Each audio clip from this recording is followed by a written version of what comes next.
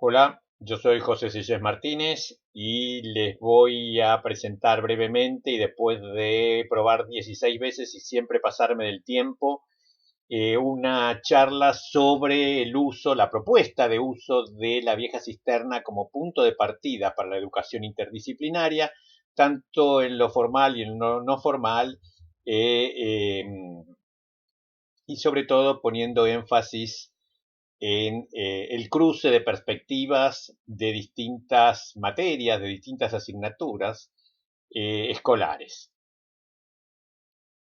Entonces vamos a ir viendo las distintas diapositivas. La idea sería, como les decía, que esta cisterna sea el atractivo central del museo de sitio que se va a construir, pero que no sea el único objeto, ni que sea solamente el hecho de que esta casa, o mejor dicho, la casa que había en este predio fue Casa de Rosas, lo que se muestre o lo que se proyecte al visitante o al alumno de las escuelas del barrio que quiere visitar el lugar, tanto en la visita física como en la posibilidad de interactuar en algún momento a través de un sitio de internet. ¿Mm? La geología, por ejemplo, la física, la química, la geografía, incluso la meteorología, los aspectos climáticos del área de la ciudad de Buenos Aires son importantes para abordarlos desde este punto de partida de la cisterna. Y sin duda que tanto la historia política y social como la arqueología urbana son personajes centrales de estas historias. Pero también desde una tradición en mi trabajo como educador, el uso de la obra gráfica y textual que viene de lo artístico, que viene de lo literario, que viene de la ficción incluso, pero que es importante como un atractivo más, como una forma de acercarse a los temas, es interesante integrarlo, incorporarlo a estas perspectivas de desarrollo de materiales y de estrategias de educación que estamos pensando. El lugar, como ustedes saben, y ya se ha comentado en otros espacios de estas mismas jornadas, es una manzana que pertenece al área fundacional de la ciudad y que a lo largo del tiempo tuvo distintos usos. Fue casas de familias y en determinado momento todas las propiedades que dan sobre la calle Moreno entre Perú y Bolívar pertenecen a Juan Manuel de Rosas, que se las compra a su suegra. Y luego, cuando ocurre Caseros y cambia toda la circunstancia política, todos estos edificios pasan a poder de la provincia de Buenos Aires y allí se instala Casa de Gobierno. En su momento se instala también la Escuela Modelo de Catedral al Sur y en este sector de aquí se generan, como podemos ver en este otro plano, numerosas reparticiones que tienen que ver con la gobernación de la provincia. En este plano simplemente hemos mostrado, mejor dicho, han mostrado quienes lo hicieron, la localización de una serie de elementos de arquitectura subterránea, pozos de descarte, pozos ciegos, pozos de agua, que se suman a la cisterna, que es la que ha quedado testimoniada y como decíamos recién, como eje central del Museo del Sitio. Esta es una perspectiva de principios del siglo XX, en donde se ve la esquina de Bolívar y Moreno. Esta sería Moreno, esta sería Bolívar. Aquí funcionaba en ese momento el correo. Y fíjense, la manzana es muy pareja en sus construcciones y aquí tenemos lo que sería la parte central de la manzana de la casa de la familia Rosas.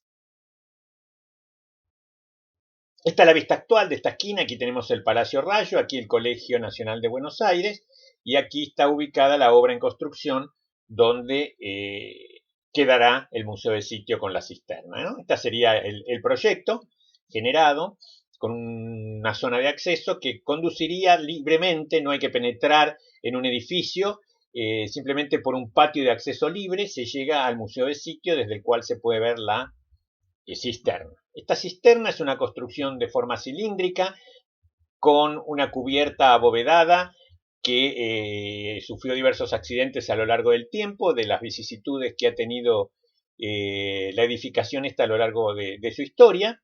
Y aquí vemos el momento en que se están vaciando su interior para hacer toda la recuperación del material arqueológico.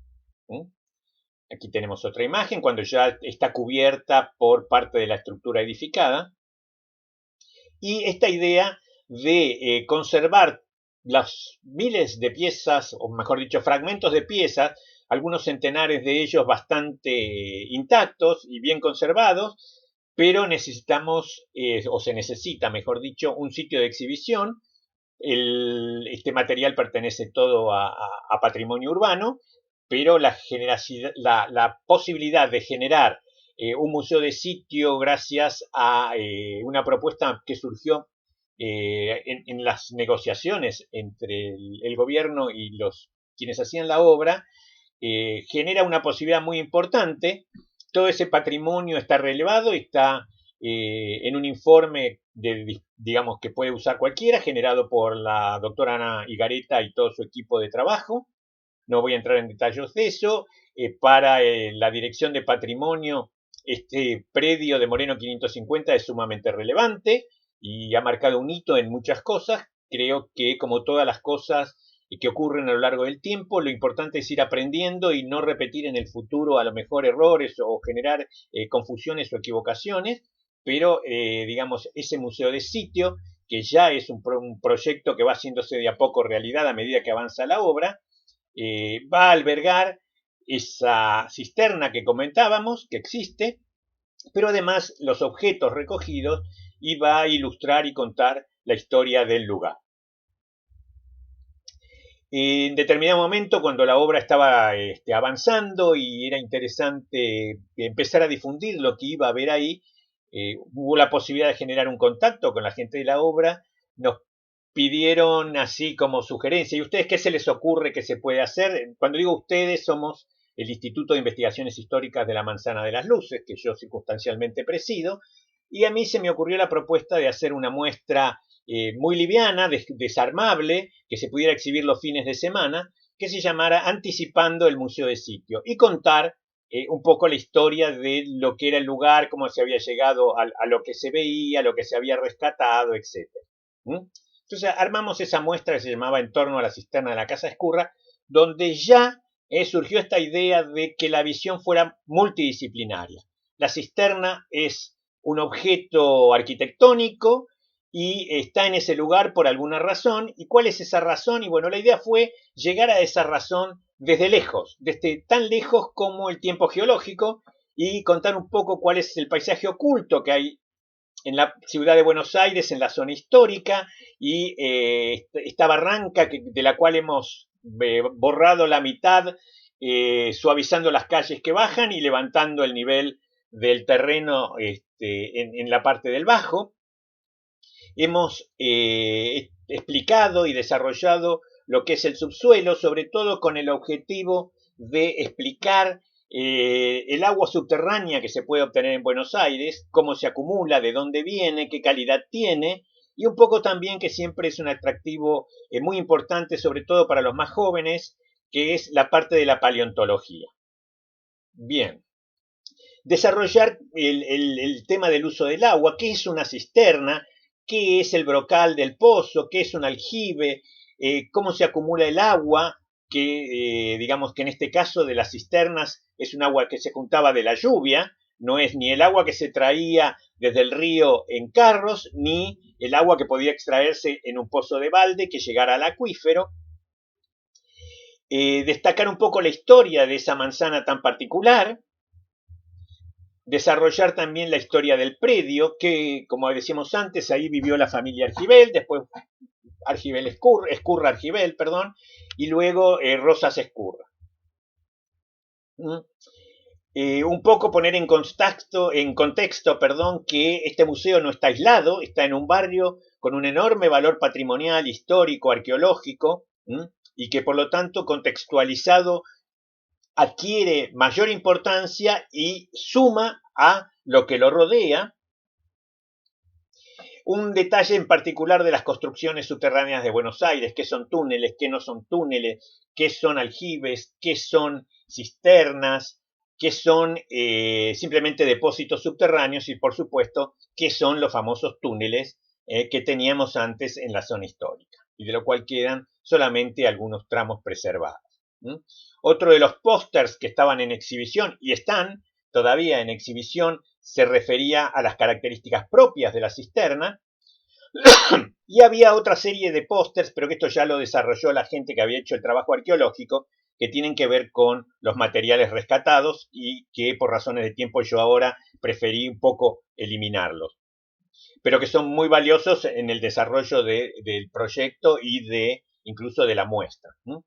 Entonces, el paso siguiente, de alguna manera, en el cual nosotros estamos tratando de colaborar, es desarrollar proyectos educativos que estén asociados tanto a la educación formal como a la no formal, desarrollar actividades culturales en ese ámbito, donde va a haber también salas de teatro que permiten el uso de auditorios y de generar encuentros, promover el conocimiento de la historia de nuestras instituciones, algo muy olvidado en esa zona.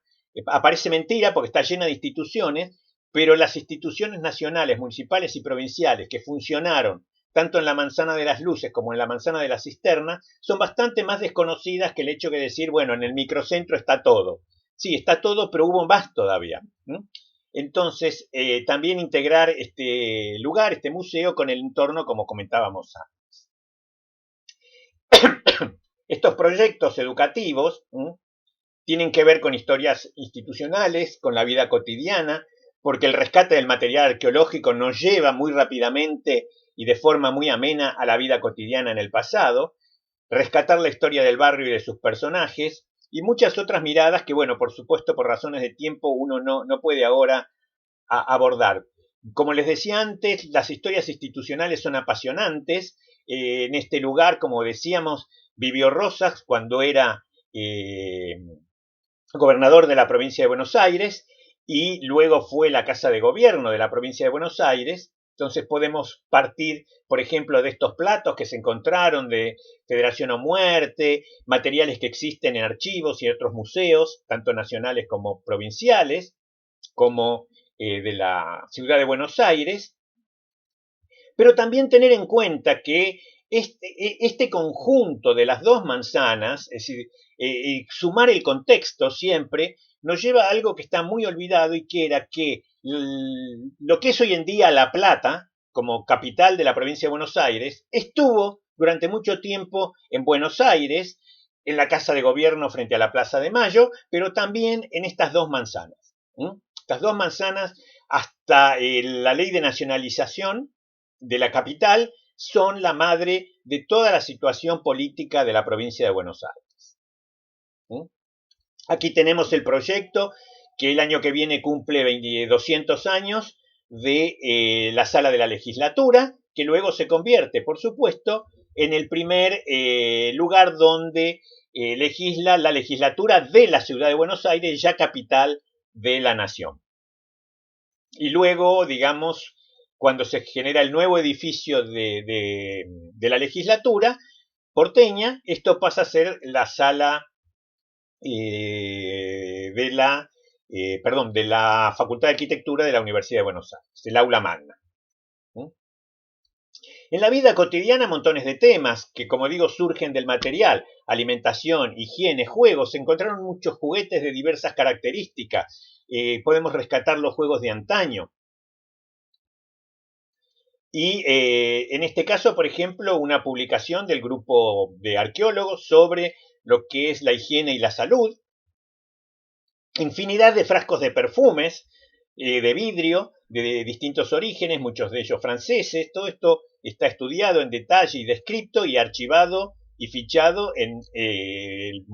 digamos, en la Dirección de Patrimonio, esperando poder exhibirse cuando la obra culmine y se genere el museo de sitio y sus espacios y sus vitrinas. Y ya que estamos en el mundo de los perfumes, también hay una colección impresionante de vacinillas, las famosas pelelas, que dada la falta de cloacas y de todo un sistema adecuado hasta su construcción a fines del siglo XIX y su implementación plena ya en el siglo XX, eran recipientes que se usaban cotidianamente y que muchas veces o se rompían o se caían cuando se iban a vaciar al Pozo Ciego. La vida cotidiana en un centro de la ciudad de Buenos Aires que ya nos es olvidado e imposible de imaginar. Aquí tenemos casas muy céntricas con gallineros y corrales en el fondo. Han aparecido huevos de pato, han aparecido toda una serie de indicios que permiten reconstruir la dieta, lo que se comía, qué se cocinaba, cómo se cocinaba. Hay especialistas en el tema y hay charlas durante las jornadas sobre esto. No me voy a dedicar yo. Sí me pareció interesante mostrar algo que está como muy olvidado. Mucha gente no tendrá idea de qué es esto. Esto es son los mechinales de uno de los palomares más importantes que tenemos en la Argentina, que además es interesante porque es el palomar de Caseros, y Caseros se relaciona directamente a través de la batalla de Caseros. Fíjense, aquí se observa el palomar en el cuadro, con la caída de Rosas, y volvemos directamente, se nos cierra el círculo en la casa de Moreno 550. La alimentación no solamente era a nivel domiciliario, también había lugares que expendían comida y bebida, las famosas pulperías, y podemos ver, por ejemplo, en estos dibujos de época, en esta esquina, la pulpería normalmente estaba en la esquina y tenía una puerta doble que daba a cada una de las calles con un poste que sostenía la esquina de la construcción. Y a 2 cuadras escasas de Moreno 550, en Moreno y Balcarce, tenemos todavía una pulpería que sigue siendo hoy en día un almacén, con esa construcción sin ochava. Esto sobrevivió a la ordenanza de Rivadavia, como ocurrió en algunas otras esquinas, no es la única. Y tenemos de esta historia de lo que se comía y cómo, mucho material recuperado, platos, copas, botellas, que en algún momento puede ser expuesto, una vajilla muy extensa, de muy buena calidad, de loza inglesa, recuperada también en los pozos de está toda arqueología subterránea de Moreno 550. Enorme cantidad de huesos que nos cuentan que la gente comía mucho menos asado en relación a lo que comía hervido y cocido en la cocina. Y aquí tenemos otra posibilidad de encarar este material, como comentaba antes, que es, creo que esto es potencialmente interesante para las escuelas primarias de la zona, que es la reconstrucción de mi barrio y su historia. Aquí tenemos el barrio de Montserrat, delineado según el plano del gobierno de la ciudad, con lo que hoy en día es la 9 de julio y lo que es la Avenida de Mayo. Y aquí tenemos el plano fundacional, el reparto de solares de Juan de Garay con la 9 de julio y la Avenida de Mayo, para comparar y ver claramente que hay toda una zona del barrio de Montserrat, que es justamente donde estamos encontrando la manzana que estamos describiendo, el predio, que es esta zona de aquí, que es de lo más antiguo, histórico y patrimonialmente importante de nuestra ciudad. ¿Cómo ayudarse en ese estudio de la historia del barrio? Bueno, con libros fantásticos de memoria, como Mis Memorias, escrito por Lucio Mansilla, que es sobrino justamente de Juan Manuel de Rosas. Su mamá era Agustina, la hermana de Juan Manuel, y él estuvo en la casa en algunas oportunidades, relata algunas cosas en sus memorias. Por supuesto, enfrente de este lugar tenemos el Colegio Buenos Aires y tenemos la obra juvenilia de Miguel Cané, que también nos lleva a la historia del barrio, en algunas referencias y sobre todo del colegio, naturalmente. Y Amalia, que si bien es una obra de ficción, relata con mucho detalle muchas de las casas en las cuales ocurren determinadas cosas, y que vale la pena también recorrer sus páginas para tener una imagen histórica de lo que era la vida domiciliaria, el interior de las casas importantes de la época. Así que bueno, para acompañar esta expedición histórica al barrio, tenemos la suerte de contar con un mapa que se elaboró dentro de una publicación del Instituto de Investigaciones Históricas, llevada adelante por el arquitecto Diego Videla Gutiérrez, en el cual reubicamos todas las casas, las propiedades, los negocios que menciona Mansilla en sus memorias. Entonces, esto es un desplegable que se puede manejar fácilmente para poder ir leyendo las memorias y ubicando los lugares o recorriendo las calles y viendo qué es lo que había en esos lugares. Así que bueno, les recuerdo que la visita al Paseo de la Cisterna y a este museo preliminar que hemos preparado con pósters y con una recorrida por la historia y por el entorno de la cisterna, se puede ver la cisterna. Se realiza los días sábados por la tarde, tienen un horario, tienen que solicitar visita porque hay cupos, no se puede entrar libremente, pero son gratuitas naturalmente y están todos muy gentilmente invitados a participar. Así que con esto cierro la charla de hoy, quedo a disposición de todo el mundo, de todos los que quieren hacer preguntas y consultas, y muchísimas gracias.